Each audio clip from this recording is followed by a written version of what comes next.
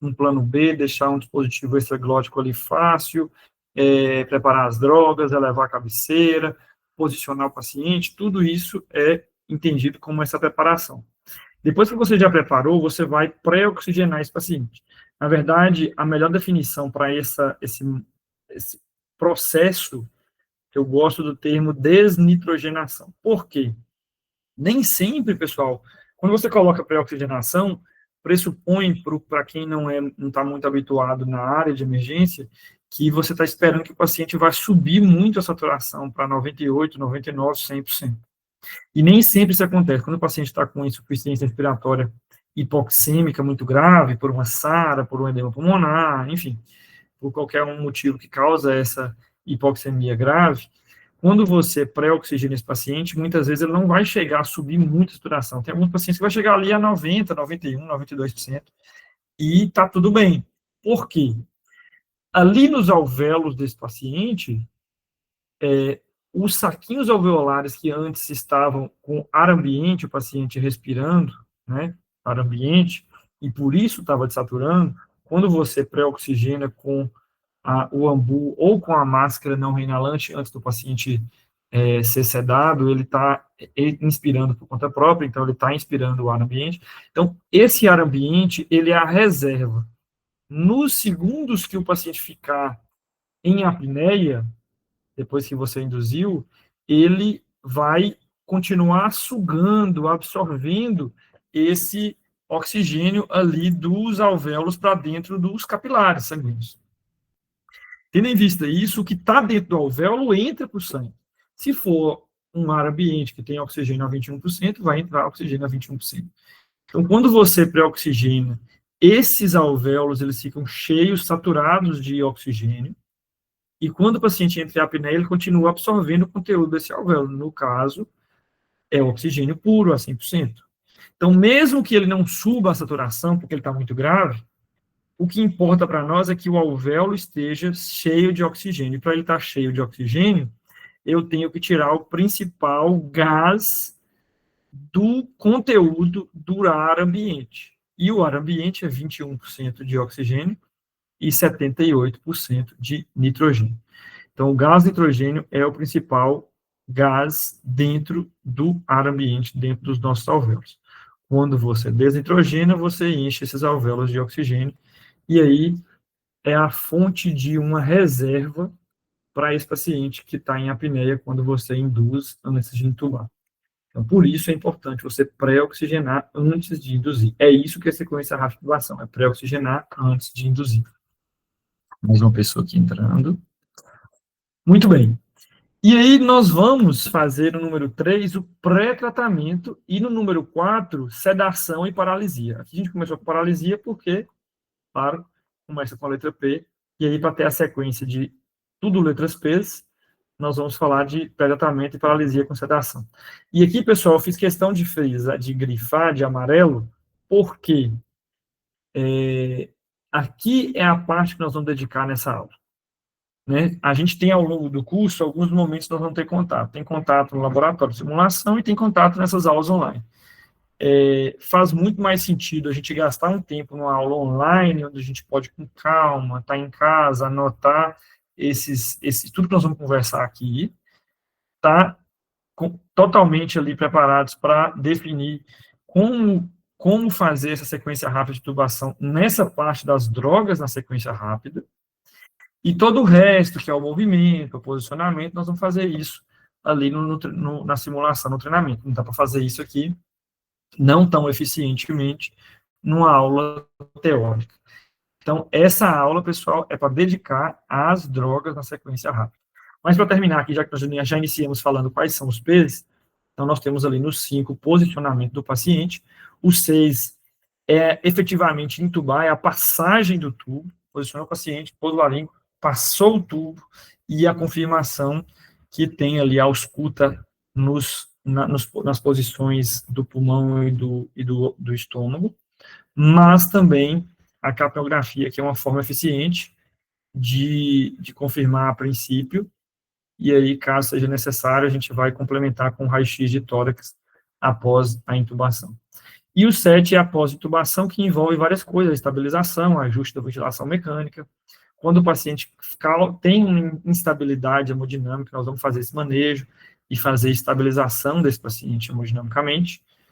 E tudo isso está no pós-intubação, no 7. Então, vamos falar do 3 e do 4, que é o nosso foco? Vamos lá.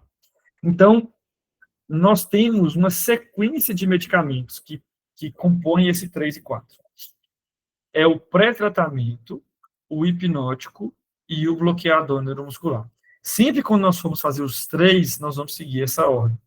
Eu até fiz questão aqui de colocar tudo nessas cores específicas, de agora em diante, toda vez que a gente for falar agora de pré-tratamento, nós vamos usar essa cor verde, os hipnóticos eu vou colocar de azul e o bloqueador muscular de laranja, de marronzado aqui, para poder combinar com o músculo.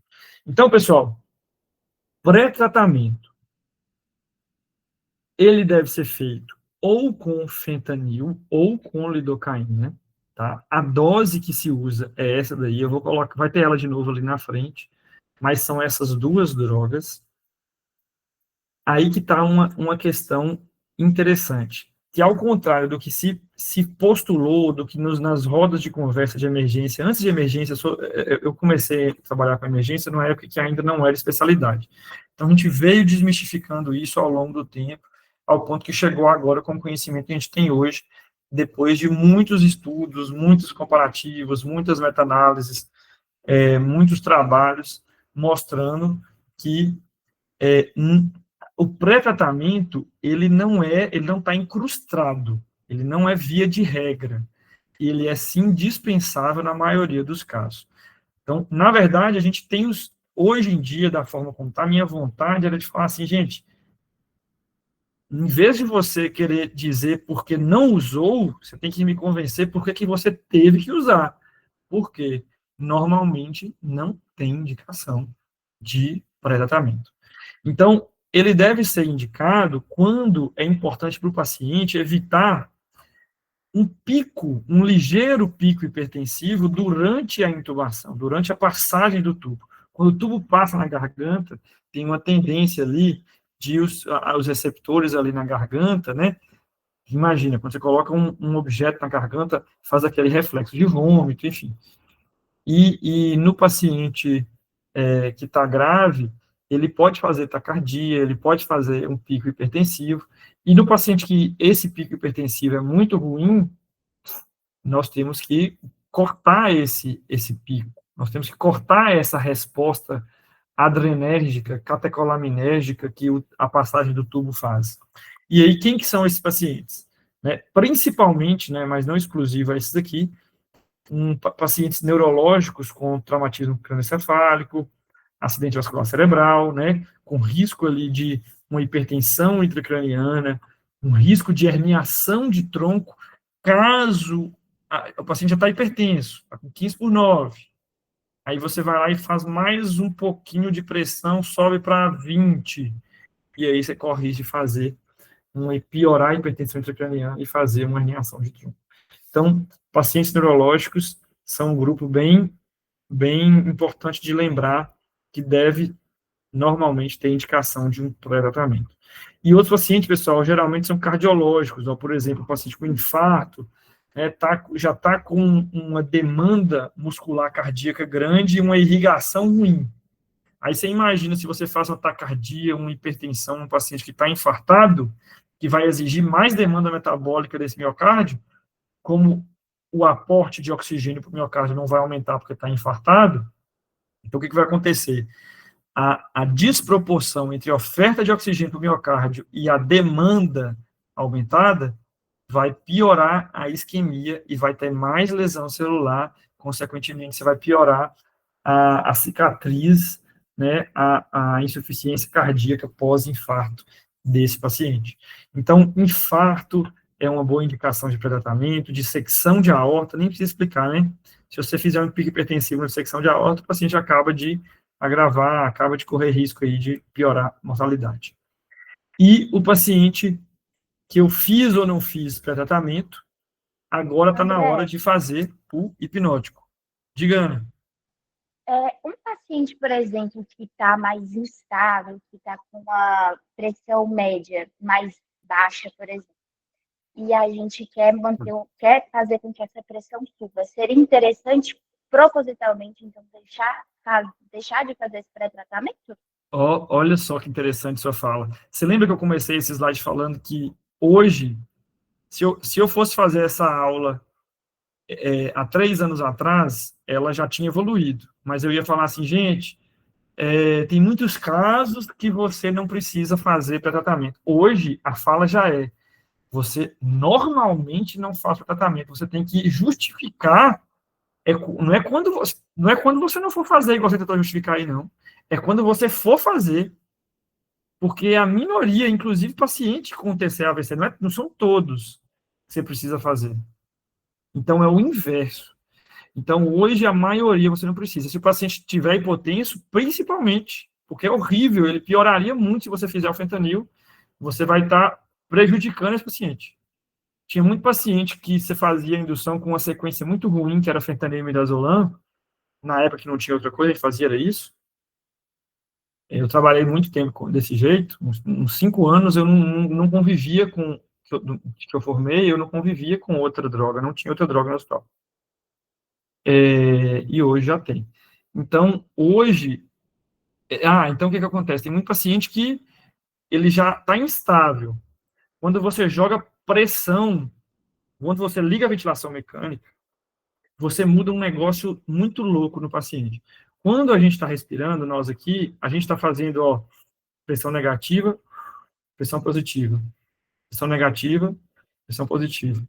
O paciente em ventilação mecânica é pressão positiva o tempo todo. Era até chamada normalmente nos meios, quando começou a surgir ventilação mecânica, chamavam de VPP, ventilação pressão positiva. É justamente porque não tem pressão negativa em momento nenhum. Então, o retorno venoso nosso, que é quando a gente está inspirando, aí vem da veia cava, vem das pernas e sobe e chega no coração direito. Esse retorno venoso na ventilação mecânica, vai lá embaixo, porque não tem pressão negativa. Então, um paciente que está prestes a instabilizar, ele instabiliza, depois você intuba, por um mix de sedação e ventilação pressão positiva.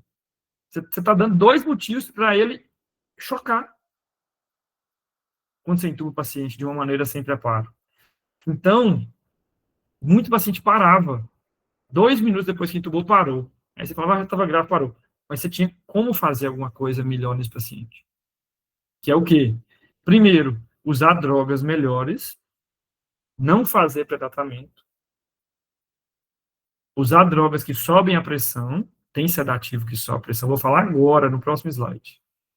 E fazer suporte hemodinâmico antes. Mas suporte hemodinâmico antes, André, precisa em todo paciente? Nem sempre. Quando ele está instável, já você tem que fazer um pouco antes, porque senão ele vai correr muito risco de parar na intubação. E quando o shock index está alterado, tem uma forma, gente, de você prever que o paciente vai chocar quando você intubar ele. Sabe qual que é? Shock index. É uma conta besta. Você pega a frequência, agora eu me esqueci, frequência cardíaca sobre pressão sistólica. Se ela for maior que 1, você tem um shock index alterado.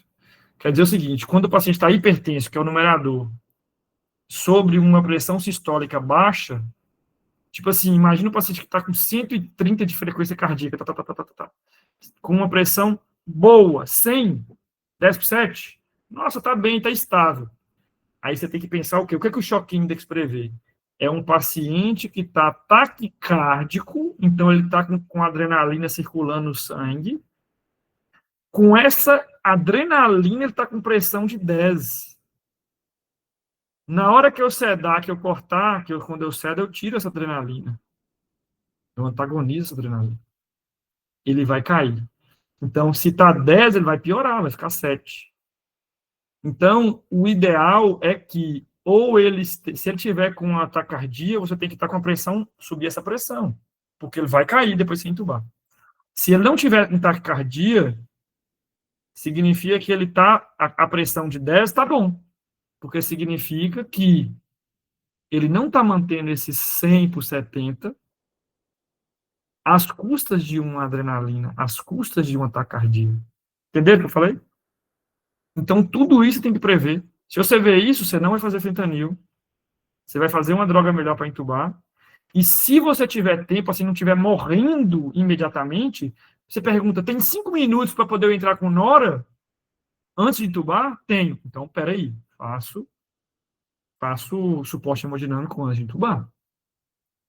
Aquela modinha de fazer solução adrenérgica antes, adrenalina em bolos, push dose de adrenalina antes de entubar, não é para todo mundo. É para o paciente que você não tem 5 minutos para entrar com nora. Porque push dose de adrenalina é muito ruim, paciente. Dá um picão, depois cai de novo. Entenderam? Então, no paciente hipotenso, que a colega perguntou, Ana, não faça fentanil, use uma droga que sobe a pressão e tenta ver se dá tempo de fazer suporte hemodinâmico antes. Fechou? Fui claro? Deu para entender? Sim.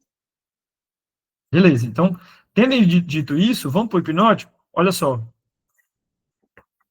Vamos escolher um medicamento. Cetamina. Se você... Deixa eu falar melhor isso aqui. É o seguinte, a gente tem essa tabelinha que eu tenho muito orgulho de falar dela. Ela é amplíssima, mas eu nunca... Pode ser que agora tenha, mas eu nunca tinha visto ela em um livro.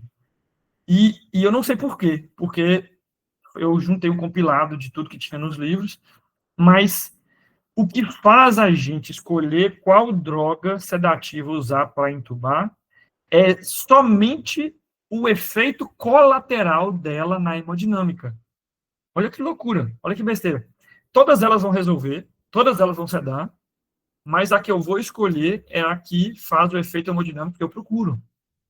E aí que entra o que eu falei com você. Então, se você tem um paciente chocado, então eu vou entrar com ketamina. Se eu não faz diferença, o paciente está chocado, mas não muito, ou está estável, eu posso usar o etomidato. Ele nem sobe e nem desce a pressão. Ele é cardioestável.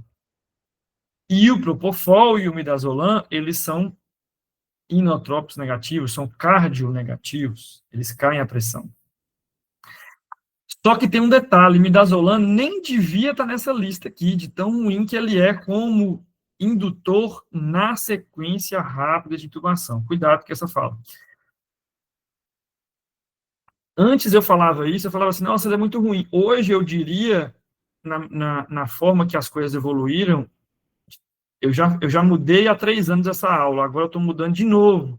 Gente, não devia nem estar nessa lista.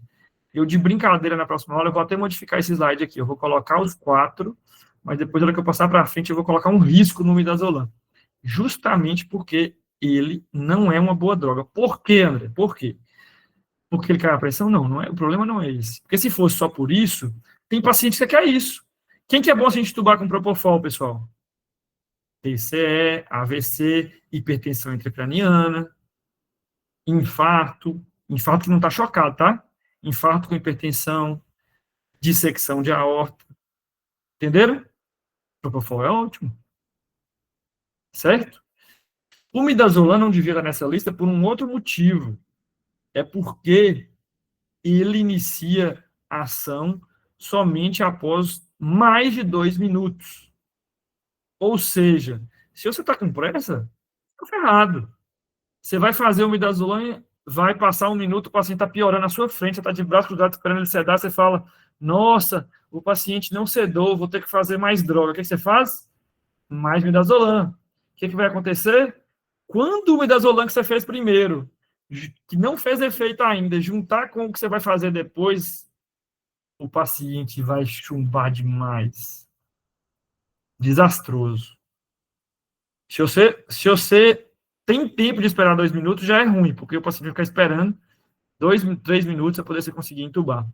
E se você não tem tempo, que o paciente está grave, piorou, porque você vai correr risco de ele agravar, se você esperando ele sedar, ou você fazer mais e errar a mão no paciente. Então, é muito ruim uma droga que você, num procedimento que você precisa de efeito rápido, o midazolam não combina. O midazolam não combina, tá? Então, ele não devia estar aqui. Por que ele ainda teve aqui muito tempo? Porque eu trabalhei no norte de Minas inteiro, só tinha midazolam, há 10 anos atrás. Então, ele é uma droga que ceda bem, mas tem esse malefício. E aí, pessoal, e ele é muito barato. Junto com ele, ó, depois dele tem mais barato que o etomidato, também tá baratinho hoje. Depois disso já vem o Propofol, que é médio. Ok, não é caro, não é muito caro. Agora a ketamina ainda é muito caro. A ketamina ainda é muito caro. Então, não dá, pessoal, para a gente vir numa aulinha de coach na internet falando assim, em tudo ketamina é bom, não sei o quê. Aí você vai para a realidade, cara, você vai gastar, você não vai ter isso disponível em todo lugar. E se você tiver, eu vou só dar um número para você sobre gestão, porque a gente tem que sair um pouquinho. Tinha um professor meu que falava comigo que o médico no particular ele tem uma relação mercantilista. Ele fala o preço. Eu quero dar um tratamento mais caro. O paciente fala, eu pago. Aí ele paga e você faz o tratamento mais caro. No SUS, você é co-gestor. E uma ampola de midazolam custa 80 centavos. Vamos supor que custa R$ 1, o etomidato custa R$ 1. E a ketamina, até outro dia que eu fiz as contas aí, era R$ 30 a ampola. Eu fui lá no setor de compras e dei uma pesquisada, R$ 30. Quando você faz a ketamina, se um hospital gasta 30 ampolas de etomidato a R$ 1, quanto é que fica? A R$ 1, 1.000 ampolas por mês, R$ 1.000. Você entuba 1.000 pacientes com R$ 1.000. Se você usa ketamina que custa R$ 30 a ampola, parece que é pouca diferença, mas se você for usar em todo mundo, 30 vezes 1.000 pacientes, R$ 30.000. Então, um hospital vai gastar R$ 1.000 com sedação, outro vai gastar R$ 30.000 para os mesmos 1.000 pacientes. Então, não é brincadeira, é um carro, enquanto uma moto, enquanto o outro vai gastar ali nenhuma bicicleta. Tá? Então, pensem bem que a gente tem que saber usar um pouco de tudo para saber quando você deve usar cada um.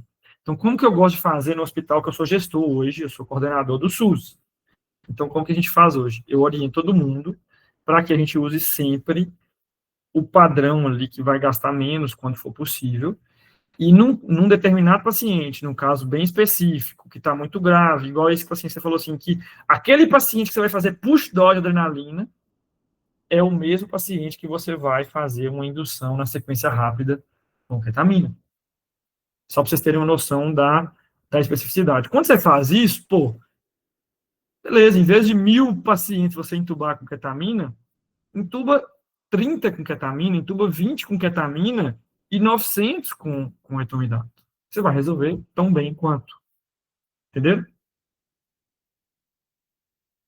André, boa noite. Eu tenho uma dúvida em relação ao midazolam, no contexto de um paciente que ele está apresentando ali, ou apresentou crise convulsivas, e aí você optou por intubar. Ele seria a preferência ou não? Pois aí que tá. Quando a gente sai, Marilena, essa pergunta sua é muito boa, viu? Muito boa mesmo, parabéns pela pergunta. Quando você sai do campo que vocês estão agora, é porque hoje gente, minha cabeça mudou muito nos últimos anos, sabe assim, estou falando até na parte de docência. Por exemplo, eu sou instrutor do ACLS. Tem várias formas de você fazer uma aula. Hoje tem várias especificidades no ACLS que se você for falar umas artimanhas, você fazia ali um tratamento de um ataque à arritmia, num caso específico, tal, que você consegue ocupar a cabeça de um aluno numa aula que ele é especialista, ele já sabe o básico todo. E aí eu vou para um caso, Maria Helena, assim, eu vou para o geral, que ele está uma aula, um ACLS, que a equipe toda está ali formando, se formando, aprendendo e tal, e aí eu vou para o básico. Nesse entendimento da docência, é importante você estar preparado para resolver de maneira segura tudo que chegar para você, certo? E para eu conseguir fazer isso, muitas vezes, se eu gastar tempo falando de um rodapé, não é que eu não vou falar, não, eu vou falar aqui agora, mas eu falo para você mesmo organizar o raciocínio. Se você, Maria Helena, ler um rodapé de livro e sair falando, pô, eu li isso, está no livro, então isso está certo, e realmente está. E aí você vai andar lá e falar assim, gente, é isso, é isso, é isso. Você vai lembrar disso, que é 2% dos casos, e vai esquecer o que você vai fazer em 98% dos casos, que é o que você devia estar repetindo, igual uma tabuada da sua cabeça. Entendeu o que eu estou falando? Então, a ciência da docência, ela é muito importante. Eu entendo hoje que essa mesma aula eu tenho que dar hoje e dar depois para vocês. Todas as aulas da emergência eu tenho que dar agora e tenho que dar depois para vocês. Seria o ideal. Então, essa fala aí, você está certíssima, eu em algum paciente, que eu estou vendo que foi por crise convulsiva, que ele está saturando bem, talvez até caiu a saturação, mas foi queda de base de língua, mas eu pus ele deitado de lado, na posição de recuperação da crise convulsiva, e deitado de lado, com o cateter nasal, ele está saturando 97%. Por que não entubar com o midazolam? Pô, beleza. Mas aquele modelinho, sequência rápida de intubação, pá, pá, pá. Cara, todas as outras drogas, ketamina, etomidate, propofol, não demora 30 segundos, o paciente, pum, apagou. E o midazolam não é assim. Então você tem que estar preparada para isso, Marilena. Entendeu o que eu falei? Entendi, sim. Muito Vai se dar, obrigada. vai. Mas você tem que saber que vai 2 minutos e meio a 3 minutos para você resolver o problema. Certo, obrigada, viu? Tá. E aí, essa pergunta, eu vou adiante, vou além. Mas, André, mas se você entubar com outro, mas não é tão bom você dar o benzodiazepina para o paciente? Sabe como é que você resolve isso, Marilena? Seda contínuo com midazolam. Você entubou o paciente com um propofol, um etomidato. O que você vai ligar na mão de difusão? Vai acordar. Essas outras drogas, ketamina, etomidato, propofol, eles têm um início rápido de ação e uma meia-vida curta. Você tem 5 minutos para fazer alguma coisa. O que você vai fazer? Midazolam. O midazolam, gente, isso aqui, eu gostei de sua pergunta justamente porque a aula de sedação contínua é outra aula. Entenderam a lógica? Sedação contínua já muda completamente. Aí sim, independente do que o paciente tem, fentanil e midazolam é ótimo. E aí o fentanil não é pré-tratamento. Aqui ele é sedação. Liga na bomba de difusão, fentimida. Não fiz fentanil na sequência rápida. Vou fazer depois na sedação contínua? Sim. Por que não? Não fiz midazolam na sequência rápida. Vou fazer midazolam depois? Sim, por que não? A questão é que as drogas que você escolhe para um procedimento chamado sequência rápida, elas são as melhores para um início rápido e uma meia-vida curta. O midazolam é horrível para isso. Ele tem um início demorado e uma meia-vida longa. O paciente impregna muito. Demora. Se acontecer alguma coisa e tal, você precisa acordar o paciente. Estou falando assim, por exemplo, não na sequência da intubação, mas numa sedação de luxação de ombro, numa sedação de cardioversão elétrica. Eu faço midazolam. A meia-vida é longa. Tem que estar preparada para isso. Se você fizer propofol ou ketamina para reduzir o ombro, ó, 30 segundos faz efeito. 2 minutos passou o efeito. Acabou. Rapidinho. 2 minutos eu exagerei. 5 minutos, 10 minutos passou o efeito. Entenderam? Fechou? Então, isso que eu estou falando não é para sedação contínua, tá? Cuidado com essa fala aí, pra vocês não falar que a André falou que fentanil e midazolam é ruim para fazer para ninguém. Aí você fala assim, aí você vai falar sobre sedação. Não estou falando de sedação contínua. Todo mundo entendeu, gente? Dá um alô aí. Valeu. Beleza. Então, já que a gente tem que escolher, baseado, geralmente, majoritariamente pelo efeito hemodinâmico, vamos falar quais são as outras observações que cada droga tem. Tem mais observações. Quais são elas? O etomidato tem uma característica específica que é que ela reduz o limiar convulsivo. E isso aqui vale muito, pessoal, para quem está convulsionando, ou para quem, por exemplo, já é epilético. O etomidato ele pode reduzir o limiar convulsivo, que é o quê? ele, ao mesmo tempo que ele ceda, ele, por algum acaso, ele faz essa redução. Eu nunca vi um paciente fazendo crise convulsiva depois da sedação com etomidato na sequência rápida. Mas tem que ter isso em mente, tá? Talvez eu provavelmente eu evitaria, num caso específico disso, eu evitaria ele. É só isso que eu ia falar com vocês. E aí você poderia usar qualquer um dos outros dois, lembrando que a ketamina sobe a pressão e que o propofol baixa a pressão, tá? Mas isso é só um detalhe. Você sabia, por exemplo, que os antipsicóticos, igual ao Aldol, eles também reduzem o limiar convulsivo? Só para vocês terem noção disso. E esse risco de insuficiência adrenal, que é o quê? Muito se horrorizou há uns anos atrás sobre o uso do etomidato na sequência rápida de doação da sepse. Porque lembra que sepse causa insuficiência adrenal quando ela está mais grave, insuficiência adrenal no choque séptico? Então, eles falavam que, será que o etomidato não aumenta esse risco de insuficiência adrenal? Gente, isso já é previsto. Tanto é que, de todas essas, vocês estão vendo 4 drogas aí na tela. Dessas 4 drogas, a única que não faz infusão contínua é o etomidato. Você pode sedar o paciente dias com ketamina, dias na UTI com propofol, dias na UTI com midazolam, mas não com etomidato. O etomidato você só faz uma vez na sequência rápida de doação e acabou. Acabou. A dose foi baixa, posso aumentar a dose? Pode. Conta como se fosse uma dose só. Mas você só faz uma vez, você não fica repetindo o etomidato. Então, isso não causa efeito na sepse. Eu nunca tive paciente na UTI que evoluiu com insuficiência adrenal, né, por conta de uso de etomidato. Então, não é isso, tá? Não é isso. Paciente com choque séptico pode evoluir com insuficiência adrenal? Pode, mas não é na dose que a gente vai usar uma vez só, o etomidato não é problema. Certo. E o etomidato, lembra, o etomidato, gente, na prática nossa hoje, por conta do custo e do benefício dele, ele tem que ser o que nós vamos usar a maior parte das vezes.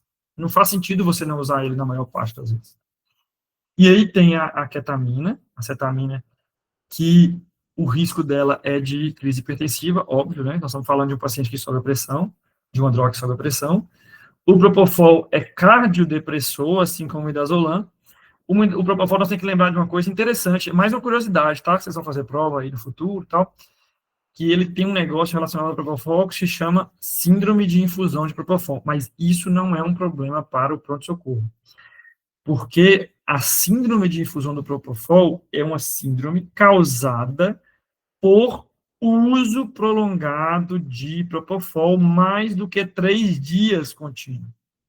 Não é por dose, não é dose dependente. O paciente não faz síndrome de difusão propofol, não é porque você usou muito propofol de uma vez, dose alta de propofol. O paciente que faz síndrome de difusão propofol é porque você continuou usando ele por vários dias. Então, esse é um problema da terapia intensiva, um problema da UTI, não é um problema do pronto-socorro. Tá? E o midazolam, ele é cardiodepressor e ele tem o problema do início de ação tardio. Beleza, vamos falar de bloqueador neuromuscular? O que eu acho importante a gente falar em uma aula dos bloqueadores neuromusculares? Principalmente que eles são divididos em 2 grupos, o despolarizante e os não despolarizantes. O despolarizante é apenas o succinilcolina, que é também chamado de succinilcolina, é a mesma coisa, é a mesma droga, são sinônimos, tá? Não é outra droga, são sinônimos. E é uma droga excelente. Na nossa prática, assim como eu falei com vocês que a gente deveria estar usando muito o etomidato, a gente também, como bloqueador, a gente vai usar normalmente o succinilcolina. Ele é extremamente eficiente e extremamente barato. Tá? O Roculona é muito bom? Ele é não despolarizante, mas ele é mais caro, enfim. A indicação dele é quando você não pode usar o succinilcolina. E quando, pessoal, a gente não pode usar o succinilcolina? Quando a despolarização é maléfica para o paciente. Quando que contrair todos os músculos esqueléticos do corpo ao mesmo tempo, liberando um aporte alto de potássio, ao mesmo tempo, bomba só de potássio, sai potássio, entra sódio.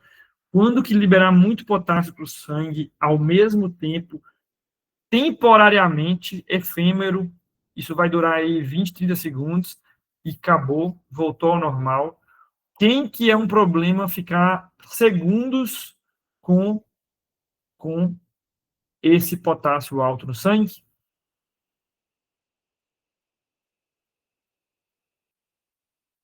Quem tem risco de já estar com potássio alto no sangue.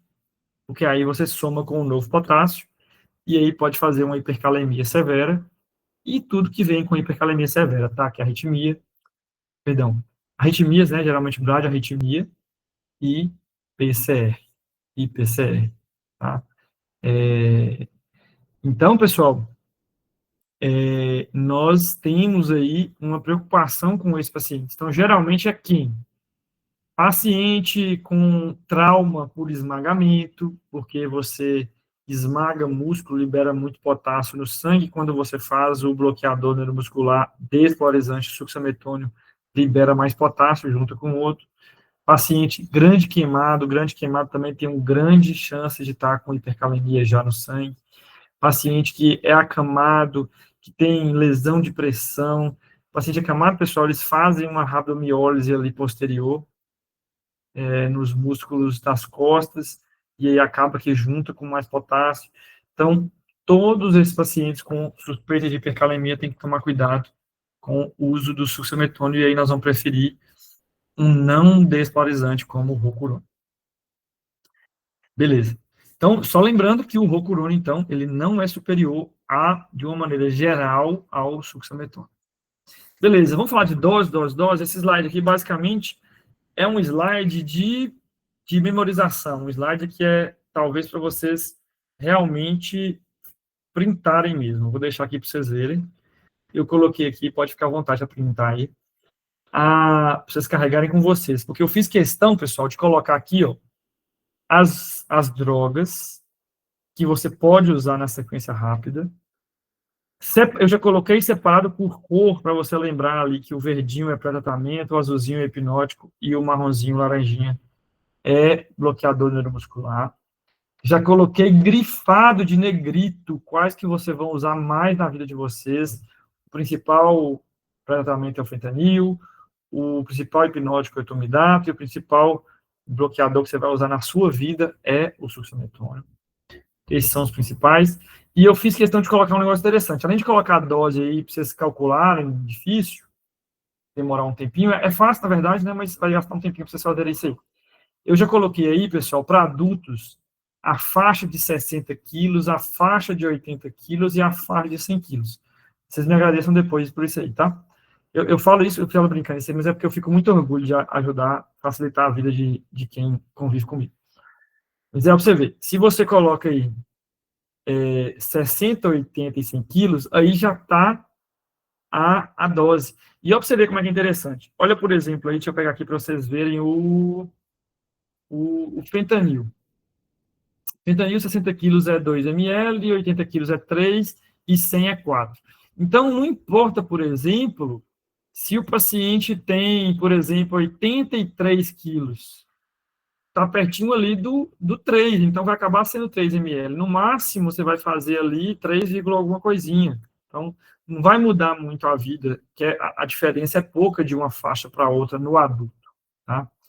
Aí, por exemplo, se tem 70 quilos, está entre 60 e 80, então se 60 é 2 ml e 80 é 3 ml, estou falando de fentanil, tá? Então, você vai ali no meio, ali vai 2,5 que dá certo. Então, eu já fiz isso aí para poder facilitar a vida de vocês, ok? Beleza, tá aí, mais fácil, maior para vocês printarem novamente. E, para finalizar essa aula, esse slide aqui é para vocês, é como se fosse assim uma revisão. Vocês sempre vão usar, normalmente, para vocês guardarem na memória de vocês, essa boa combinação. Qual que seria uma boa combinação, já que nós usamos um tanto de droga?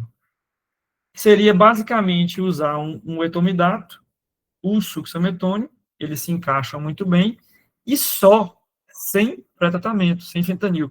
Talvez, ó, olha aqui no cantinho, ó, vai vir aqui, talvez acrescentar ali o fenta como um complemento, caso seja necessário você fazer ele ali antes como pré-tratamento. Então, basicamente isso. Então, o fenta é interrogado. Preciso mesmo fazer? E é isso, pessoal. Perguntas? Comentários? Acho que já foi bem eficiente.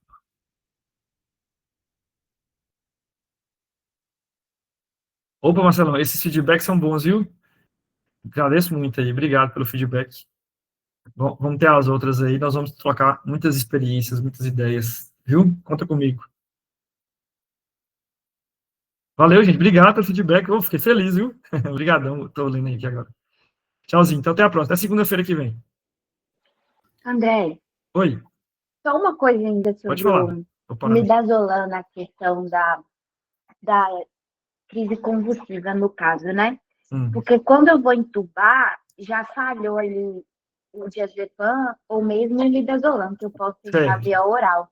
No caso, se eu já tiver, que eu posso repetir 3 vezes, se eu já tiver repetido as 3 vezes esse benzo, eu ainda posso tentar usar ele como no pré-tratamento, assim, para crise convulsiva? Eu não estaria fazendo uma overdose, uma superdose, alguma coisa assim? Bom, vamos lá. As doses que você faz para a crise convulsiva não são doses que causam apneia, não. Você ali agora vai precisar fazer uma dose de apneia. Mas como eu falei com vocês, eu sou mais... A dose é maior. Mas eu sou mais você fazer uma outra coisa e aí colocar na sedação contínua o midazolam. Ah, entendi. Tá. Isso que está preocupado, olha só. Não é onde você vai morar a sua preocupação normalmente. Porque quando você sedar e bloquear, o paciente vai parar. Ele não vai ter movimento muscular. Entendi. Você vai bloquear ele. Até para facilitar a intubação. Você tem como intubar um paciente tremendo. Não vai dar certo. Então, você faz a sequência rápida igualzinho. Esquece que você fez mais. Esquece que qualquer coisa que você fez antes. Só faz a sequência. Só lembra que eu falei com vocês. Eu faria um midazolam, só para você ter uma ideia, no paciente que já melhorou, que já parou a crise convulsiva. Uhum. Eu acho que faz mais sentido na minha cabeça, porque ele demora tanto, não porque ele é inferior, mas porque ele demora tanto tempo para fazer efeito, que é melhor você dar com outra coisa, Propofol, por exemplo, e aí você liga o midazolam.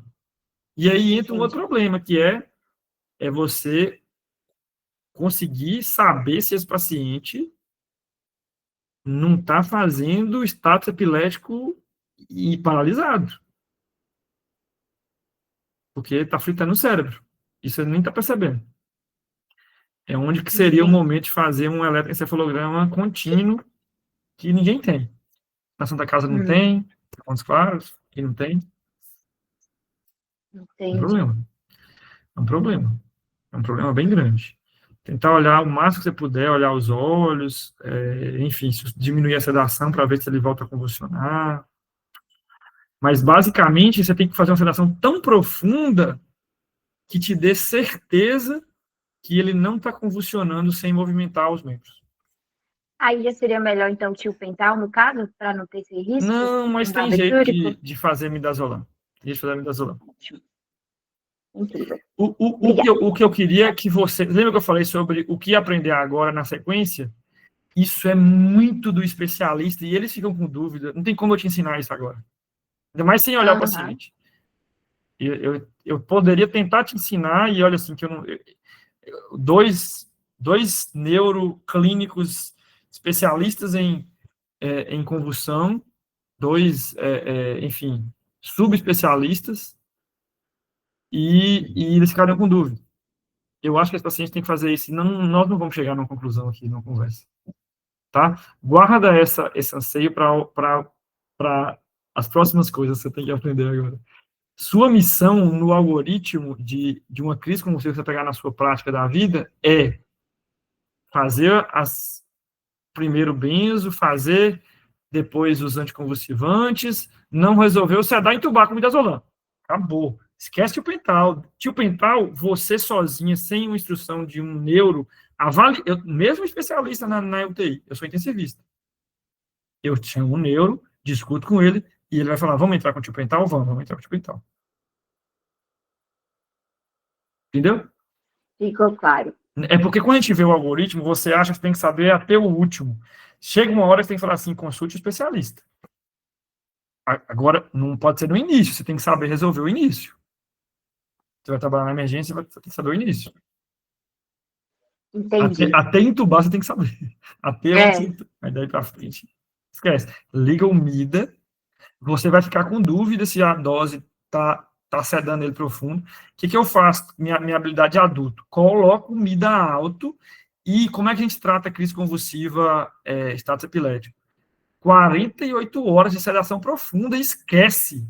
Nem tenta tirar, porque é assim na crise convulsiva. Você diminuiu um pouquinho, ele começou a convulsionar de novo, é como se você tivesse zerado o timer, o cronômetro.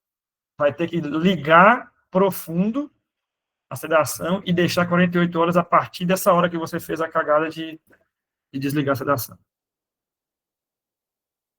É deixar profundo e esquecer. O neuro não vai fazer nada enquanto isso. É como se você estivesse tentando desligar aquela atividade elétrica e ela demora para desligar. Viu? André, tem uma dúvida aqui também? Mas, assim, resumindo, a sequência rápida é idêntica. Idêntica. Eu quis falar que você poderia fazer com midazolam e vocês, entendeu? Vocês entraram no círculo doido. E é do mesmo jeito. Senta, se for preciso, etomidato ou propofol e succinilcolina. Não, mas ficou claro agora. Diga, Felipe. Eu já vi na prática, né, o pessoal usando alguns macetes. Por exemplo, a succinilcolina, 1 ml a cada 10 quilos. Olhando sua tabelinha aqui, bateu bacana. Isso aí. O etomidato, nesse jeito, etomidato e succinil é bem fácil. Os outros aqui não são muito fáceis. Isso. Aí o etomidato, nesse caso, usando 0,3, vai ficar pouco, né? Nesse caso, seria 0,2 para a conta bater certinha. Posso pegar isso e usar na prática também? 1 ml a cada 10 quilos, etomidato e succinilcolina? Deixa eu abrir de novo aqui o slide. Porque o que eu falaria para você hoje? Porque sabe o que aconteceu? Eu vou contar uma historinha para vocês bem interessante. Eu sou formado pré-pandemia. Vocês são formados pós-pandemia. Tudo mudou nessa época. A gente passou a ser mais, como a gente tinha medo na pandemia, na gente que eu falo, o mundo inteiro começou, essa prática veio lá da Europa, veio lá dos velhinhos lá na Itália e na Espanha. As doses, elas começaram a ficar mais generosas. Eu não estava acostumado a fazer isso, ninguém estava acostumado a fazer essas doses. E aí tudo ficou mais pesado. Então, essa tabela, ela vai de encontro a esse raciocínio, Felipe, que hoje a gente faz doses maiores para tudo. Entendeu? Qual foi a que você achou aqui, que eu abri aqui agora para poder falar? Fazendo conta com qual? É porque o etomidato, etomidato. Nessa dose de 0,3 miligramas... Deixa eu fazer aqui, vou fazer junto com você. Estou abrindo a calculadora aqui na minha tela. 0,3. Lembrando que o etomidato é um dos poucos aí que você viu que não tem faixa, né? Geralmente, eu para fazer essa tabela, eu peguei, eu brinquei com vocês que eu fiz de presente para vocês, é porque deu muito trabalho, porque eu fiz questão de abrir, assim, uns 5 referências de emergência, uns 5 de anestesia e umas 5 de UTI. Porque, mesmo sendo uma coisa de todas as 3 áreas, vocês entendem que cada área trata as sedações de uma maneira com a mais intimidade ou menos intimidade, ou num contexto diferente. Então, o que acontecia? Tinha esses aplicativozinhos, tinha hora que eles estavam usando a dose que o anestesista fala, tem hora que ele usava a dose, e não são a mesma. Então, eu queria entender o que era o contexto. Aí eu entendi, vendo cada uma, onde que eles variavam. E o etomidato foi um dos poucos que não tinha muita variação, sabe? Acho que é porque é uma coisa que já surgiu mais recente, numa época que todo mundo já estava meio em conjunto, tanto emergência e tudo, e também porque acaba que é uma droga que o anestesista não usa muito. O anestesista faz muito sequência atrasada, não sequência rápida. Então, não é muito... Então, enfim, é mais do intensivista e do emergencista. Mas o etomidato, então ele seria 0,3. Você falou que com 0,3 ficou muito... Eu não entendi. Com 0,3, passa do 1 ml a cada 10 quilos. Agora, com 0,2, bate certinho, entendeu? Aí eu queria saber se eu posso usar esse 0,2 na prática. Deixa eu pegar aqui, por exemplo, 80 quilos. 0,3 miligramas por quilo vezes 80. 3 vezes 80. Até para lembrar, porque eu fiz aquela tabela faz um tempinho. 24 dividido por 2, aí deu 12. Eu fiz ela com 0,3. Aí vou responder a sua pergunta agora. A ampola, até por questão de custo, Felipe, a ampola tem 10 ml. Eu não me lembro quando que eu fiz mais do que uma ampola com um paciente. Então resolve, sabe? Na prática. Entendi. Não, resolve. Então, eu concordo com você, daria para fazer com 0,2. A sua pergunta foi essa, né? Porque para a gente gravar na prática, 1 ml a cada 10 quilos é uma coisa que a gente não esquece. Entendeu? Fica legal, viu? Fica legal. Mas, assim, é o que eu falei, eu precisei colocar por referência.